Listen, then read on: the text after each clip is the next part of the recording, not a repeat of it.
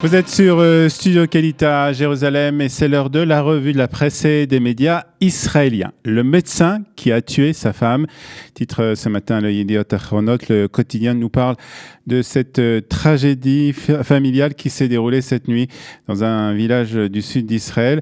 Selon les premiers éléments de l'enquête, la femme âgée de 70 ans avait demandé de rompre avec son mari, avait demandé le divorce.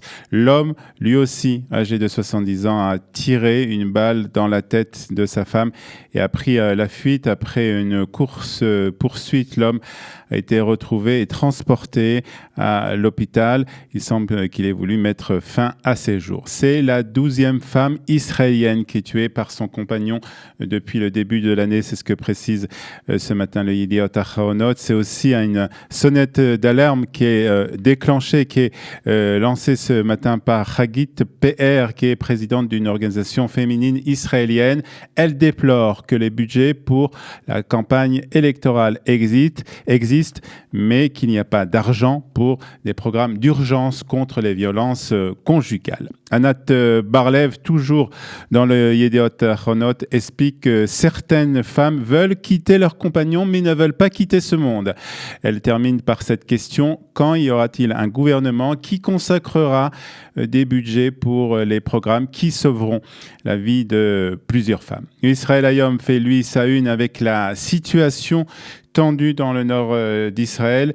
La situation est dangereuse, mais nous n'arrêterons pas d'agir en Syrie. Israël Hayom reprend les déclarations qui ont été faites hier par Benjamin Netanyahu en ouverture d'une réunion du cabinet restreint de la sécurité. Une réunion qui avait pour sujet principal la situation dans la bande de Gaza. Je vous rappelle que dans la nuit de vendredi à samedi, les Palestiniens ont tiré plus de 10 roquettes vers les villes du sud d'Israël. L'armée israélienne avait riposté en tirant en direction de cibles du Hamas et du djihad islamique dans le nord de la bande de Gaza.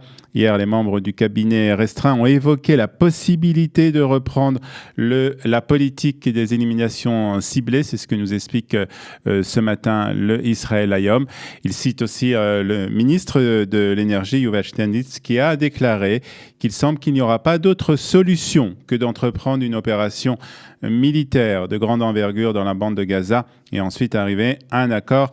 Déclaration reprise donc ce matin par le Israël Hayom. Et l'Israël Hayom qui ajoute aussi que les responsables des localités autour de la bande de Gaza ont appelé le Premier ministre et le gouvernement à avoir une position beaucoup plus ferme concernant la répression contre le Hamas dans la bande de Gaza. Les sites d'information de ce matin nous apprennent que 15 suspects ont été arrêtés cette nuit par les forces de sécurité et par l'armée israélienne. Il s'agit de Palestiniens qui auraient été impliqués dans des actes terroristes contre des soldats ou des citoyens israéliens. Le Maariv, quant à lui, évoque la situation dans la région et la menace iranienne. C'est plutôt Benjamin Netanyahu qui a évoqué cette situation et c'est le Maariv qui en parle ce matin. Si l'Iran se rapproche de nos frontières, alors le Moyen-Orient tout entier s'écroulera. C'est ce qu'a déclaré le Premier ministre lors d'un sommet des médias chrétiens qui se déroule actuellement à Jérusalem. Le Haaretz nous apprend quant à lui que la Cour suprême d'Israël a temporairement suspendu hier l'extradition d'un pirate informatique russe vers les États-Unis après son recours en appel contre la décision du ministre israélien de la Justice. Mercredi dernier, Amir Ohana avait approuvé l'extradition d'Alexei Bourkov vers les États-Unis où il est recherché pour escroquerie.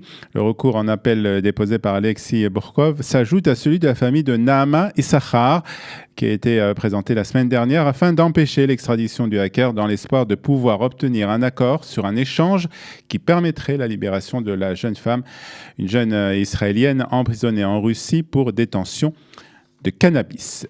Et puis, pour terminer cette revue de la presse et des médias israéliens, le décollage des ailes de Sion. C'est le titre d'Israël Hayom ce matin.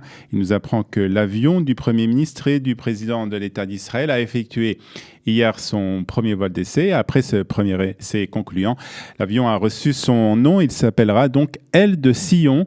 Au cours de cet essai, les différents systèmes et technologies de pointe ont été testés. Ce Boeing 767 peut effectuer de longs trajets jusqu'en Chine ou le Japon à l'est, ou la côte ouest des États-Unis ou le Brésil à l'ouest. L'aviation israélienne effectuera encore quelques essais avant que cet avion entre au service des chefs d'État d'Israël. Et c'est ainsi que se termine la revue de la presse et des médias israéliens ce matin sur Studio Kalita.